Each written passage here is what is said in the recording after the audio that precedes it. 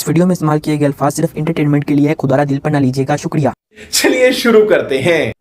چلو بھائی دیکھو اب میں کیا کرتا ہوں۔ ببلی چور، کیا تم مجھ سے شادی کرے گی؟ بھائی ببلی کے بس کی بات نہیں ہے، نہیں کر سکتی یہ۔ اچھا دیکھو، شادی میں کیا حرج ہے، اس پہ بھی بدماشی کرنا۔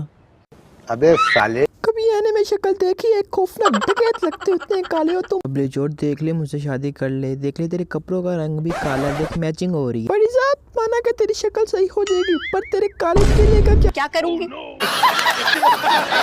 تیجسوی لوگ ہیں ہمارے، کتنے شاندار وچار۔ یہی نہیں، ابھی اور سنیے۔ اچھا تو پھر کیا حل ہے اس کا؟ بتاؤ کون بدلے گا میرے کالے قلعے کو؟ ببلی بدلے گی۔ تیرے کالے قلعے کو؟ پر کیسے؟ وہ بات میں پری ذات کے اگلے پارٹ میں بتاؤں گی۔ کیسے دیا آپ کو؟ نہیں دیا؟ اچھا ہے بھڑوے۔